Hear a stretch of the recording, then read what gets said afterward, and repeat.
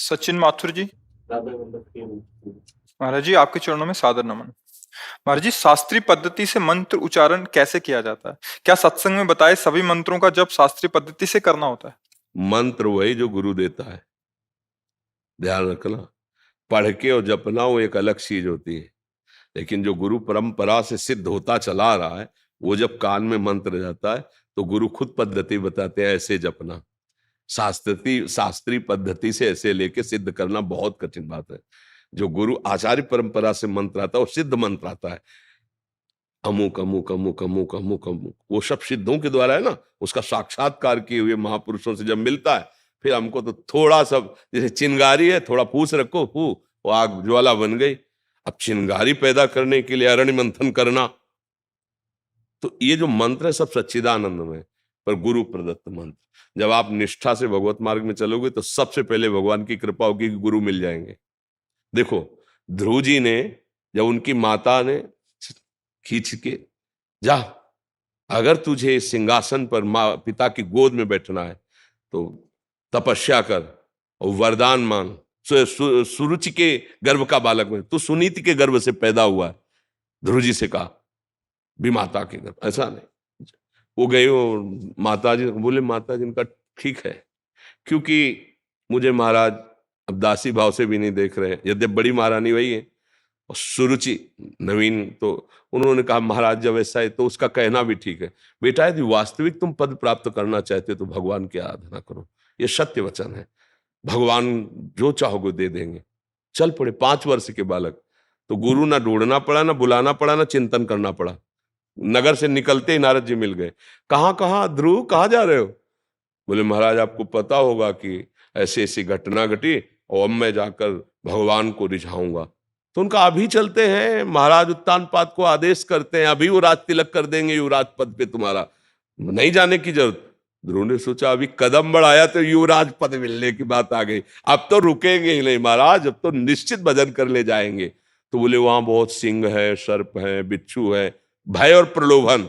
उनका महाराज क्षत्रिय कुल में जन्म हुआ है, एक बार कदम बढ़ा दिया तो पीछे हटाएंगे नहीं, चाहे मृत्यु क्यों ना आ जाए। चेला पक्का, गुरुमंत्र उसी समय दे दिया, मांगना नहीं पड़ा, द्वादशाक्षर मंत्र गुरुमंत्र दिया और बोले जाओ। 6 महीने में भगवत साक्षात्कार कर लिया, क्योंकि सिद्ध मंत्र गुरु प्रदत्त है ना, बहुत जल्दी। तो मुझे लगता है गुरु का वर्ण करके उनके द्वारा दिए हुए मंत्र से फिर हमारा काम बहुत जल्दी बन जाए। मंत्र मूलम गुरु वाक्यम, गुरु के वचनों से निकला हुआ मंत्र। महाराज जी, आपने सत्संग में कृष्णाय वासुदेवाय वाला मंत्र बताया था, उसको किस विधि से जपा जाए फिर? ये तो प्रार्थना पुकार है, उसका जप का मतलब थोड़ी है। पुकार कैसे विधि से किया जाता है? आर्त भाव से। 20,000 राजाओं को बलि देने के लिए बंद किए हुए जरासंध, और समय नजदीक आ रहा है, पशुओं की तरह बलि दे देगा 20,000 राजाओं को। अब उनको एक ही बात केवल पता है कि भगवान बचा सकते हैं। तो किसी एक आदमी को सबने प्रार्थना करके कहा, द्वारिका में जाके एक बार भगवान से मेरी प्रार्थना कर दो। और वो आर्त भाव से सब यही पुकार रहे हैं, कृष्णाय वासुदेवाय हरये परमात्मने प्रणत क्लेश नाशाय। इसमें प्रधानता हृदय के आर्त भाव की, हे नाथ, हे कृष्ण, हे करुणामय, आप अपने शरणागतों के दुख को निवारण। भगवान गए, फेंक दिया, चिरवाक फेंक दिया जरासंध को और सब राजाओं को मुक्त करवाया। ले, तो ये मंत्र जो है दुख निवृत्ति के लिए सिद्ध मंत्र है, पर थोड़ा जैसे शौच आदि से अपवित्र ऐसा मंत्र, ये वैदिक मंत्र ही तो है ना, तो थोड़ा पवित्र होके, पर इसमें प्रधानता आर्त भाव की है कि अब आपके सिवा कोई हमारा नहीं जो दुख निवारण कर सके, और अंदर से बड़ा चमत्कारिक है। ये भी बात समझ लो, कृष्णाय वासुदेवाय हरे परमात्मने प्रणत क्लेश नाशाय, ये सिद्ध मंत्र है। ये भागवत का निरंतर भगवान का स्मरण करो तो दुख निवृत्ति के लिए याचना ही नहीं करनी पड़ेगी।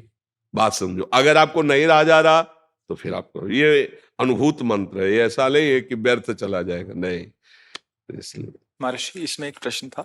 आपके सत्संग के माध्यम से हमें सुनने को मिलता है कि सब संत भगवानों की अलग अलग निष्ठा होती है, तो जो कोई अगर वो आज्ञा ऐसे कर देते हैं, जो हमारे गुरुदेव ने हमें कुछ अलग आज्ञा किया है, तो उस कंडीशन में हमें क्या करना चाहिए? देखो, आज्ञा पालन तो सिर्फ गुरु वाणी का होता है, सेवा हम किसी की भी कर सकते हैं।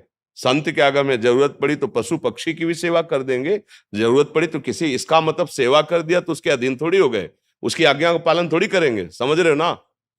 आज्ञा का पालन तो सिर्फ गुरुवाणी का, जो गुरु के श्रीमुख से वचन निकले बस वो गुरु वाणी का हम पालन करें। उन्होंने कहा संत समागम करो, साधु सेवा करो, तो कर रहे हैं, लेकिन वो हमें आज्ञा करे तो हम उसके लिए दस्तखत लेंगे गुरुवाणी से।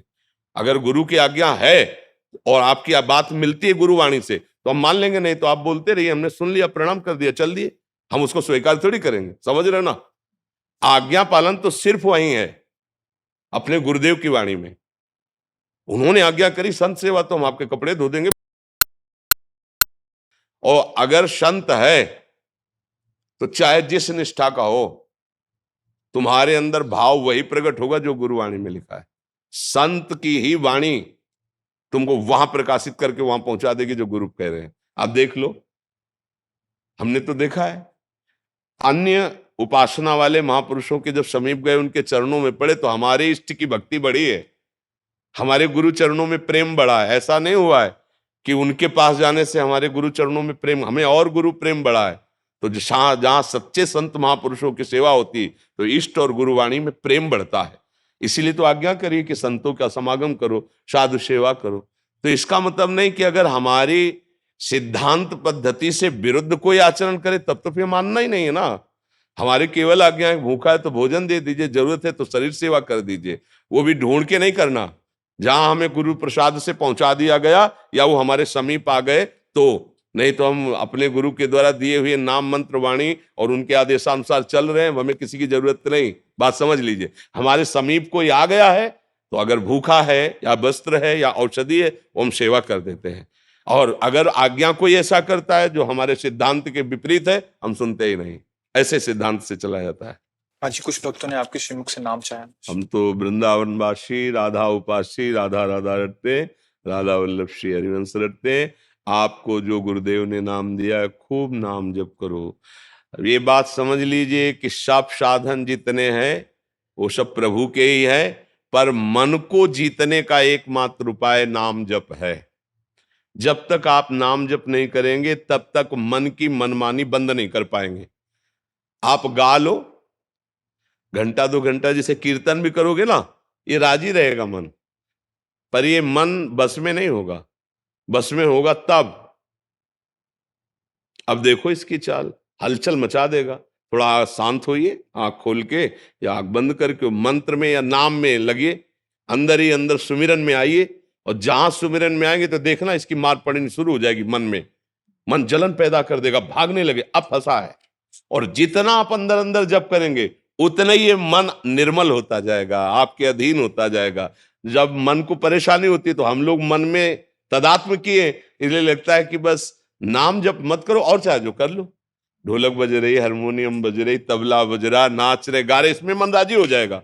लेकिन शांत बैठकर एकांत में गुरु चरणों को प्रणाम करके और फिर नाम में डूबना, ये बड़ा कठिन काम है। आप देख लो अंदर से, और यही मन को बहुत जल्दी निर्मल करता है। ऐसा नहीं, भगवान नाम कीर्तन, वाणी कीर्तन, ये सब बहुत मंगलमय है, लेकिन मन को अधीन करने के लिए एकमात्र उपाय है ना, अंदर ही अंदर सुमिरन करना, अंदर ही अंदर। तो जो नाम मिला है, जो मंत्र मिला है, खूब अंदर अंदर सुमिरन करो, सुमिरन से अंदर सब ठीक हो जाएगा। बढ़िया अंदर मन प्रसन्न है ना, तो बाहर से चाहे जितनी विपत्ति हो आप आनंदित, और अंदर से मन कलुषित है तो बाहर चाहे जितनी सुख सामग्री हो आपको सुख अनुभव में नहीं आएगा। खूब सुमिरन करो, नाम सुमिरन करो जो गुरुदेव ने दिया है। हम तो वृंदावनवासी, हम तो राधा राधा राधा राधा रटते, राधा वल्लभ श्री हरिवंश रटते। आप लोग देख